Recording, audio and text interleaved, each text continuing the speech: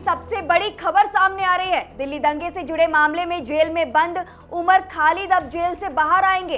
पूरे 1400 दिनों बाद उनको अंतरिम जमानत मिली है।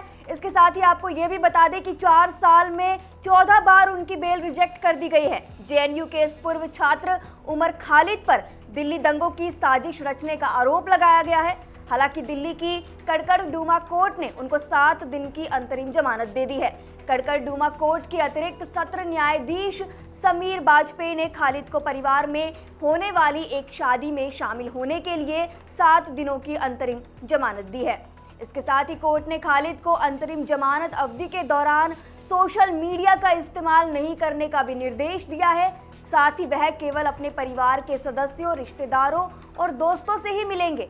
वह अपने घर या उन जगहों पर रहेंगे जहां शादी की रस्में होंगी और खालिद को 3 जनवरी 2025 की शाम को संबंधित जेल अधीक्षक के समक्ष आत्मसमर्पण करना होगा। तो इन्हीं शर्तों के साथ खालिद को 7 दिन की अंतरिम जमानत दी गई है। आपको बताते हैं कि इस पूरे मसले पर उमर खालिद के वकील ने क्या कहा है। 7 दिसंबर को उमर खालिद की रेगुलर जमानत याचिका पर दिल्ली हाईकोर्ट में सुनवाई हुई थी। इस दौरान उमर के वकील ने हाईकोर्ट में कहा कि उनके खिलाफ हिंसा या धन जुटाने का कोई आरोप नहीं है। वकील त्रिदीप पेस ने कहा कि उमर खालिद की ओर से एकमात्र प्रत्यक्ष कृत्य महाराष्ट्र के अमरावती में दिया गया भाषण था। इस भाषण में भी खालिद की ओर से हिंसा का आह्वान नहीं किया गया। आपको बता दें कि उमर खालिद को अक्टूबर 2022 में दिल्ली हाईकोर्ट ने जमानत देने से इनकार कर दिया था। इसके बाद उन्होंने सुप्रीम कोर्ट का दरवाजा खटखटाया, लेकिन बाद में अपनी एसएलपी वापस ले ली थी। उन्होंने ट्रायल कोर्ट में दूसरी नियमित जमानत याचिका दायर की थी, जिसे इस साल की शुरुआत में खारिज कर दिया गया था। अपनी दूसरी नियमित जमानत याचिका की अस्वीकृति को चुनौती देने वाली खालिद की अपील दिल्ली हाईकोर्ट के समक्ष फिलहाल पेंडिंग है। आपको ये भी बता दें कि किस आरोप में उमर खालिद को जेल में रखा गया है। दरअसल उमर खालिद पर 2020 में उत्तर पूर्वी दिल्ली में हुए दंगे के लिए बड़ी साजिश रचने का आरोप लगाया गया है। वह बीते 4 सालों में जेल में बंद हैं।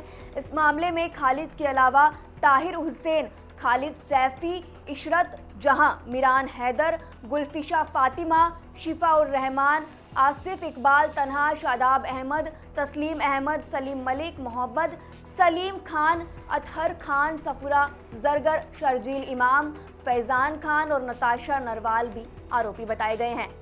आखिरकार उमर खालिद कौन है, उनके बारे में भी जानते हैं। लगभग 3 दशक पहले उमर खालिद का परिवार महाराष्ट्र के अमरावती के तालेगांव से दिल्ली आकर बस गया था। उमर परिवार के साथ दिल्ली के जाकिर नगर में रहते हैं। हालांकि किसी ने उन्हें यहाँ शायद ही कभी देखा होगा। ऐसा बताया जाता है कि उनके पिता सैयद कासिम रसूल इलियास दिल्ली में ही उर्दू की मैगजीन अफकार-ए-मिल्ली चलाते हैं। ऐसा बताया जाता है कि उनके पिता सैयद कासिम रसूल इलियास दिल्ली में ही उर्दू की मैगजीन अफकार-ए-मिल्ली चलाते हैं। खालिद जेएनयू के स्कूल ऑफ सोशल साइंस से इतिहास में पीएचडी कर रहे हैं।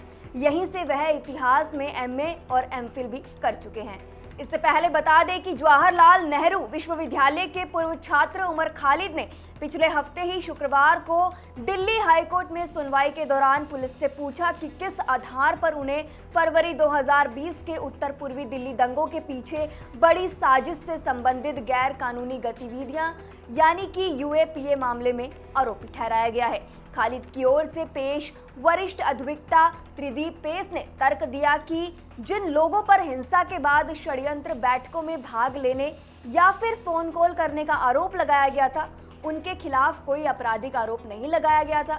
लेकिन यहाँ पर खालिद की तरफ से वकील ने तर्क दिया कि जब अन्य लोग में जो कथित तौर पर षड्यंत्र बैठकों में शामिल हुए थे, अगर उनको आरोपी नहीं ठहराया गया है तो हम आरोपी कैसे हैं। इसके साथ ही खालिद के वकील ने अपने मुकविल के लिए जमानत की मांग की थी। वकील का कहना है कि क्योंकि खालिद 4 साल से ज्यादा समय से जेल में बंद है और उसे बिना किसी सुनवाई के जेल में बंद रखा गया है, उन्होंने इस बात पर भी जोर दिया कि जब हिंसा हुई तो खालिद उत्तर पूर्वी दिल्ली में थे ही नहीं। इसके साथ ही आपको बता दें कि दिल्ली दंगे में एक अन्य आरोपी शर्जील इमाम को भी जमानत फिलहाल नहीं मिली है। उन्होंने भी सुप्रीम कोर्ट का रुख किया था, लेकिन हाई कोर्ट में मामला लंबित होने पर सुप्रीम कोर्ट में जमानत पर सुनवाई नहीं हो पाई है। हालांकि इस मसले पर आप क्या कहेंगे, हमें अपनी राय कमेंट सेक्शन में ज़रूर बताएं। शुक्रिया।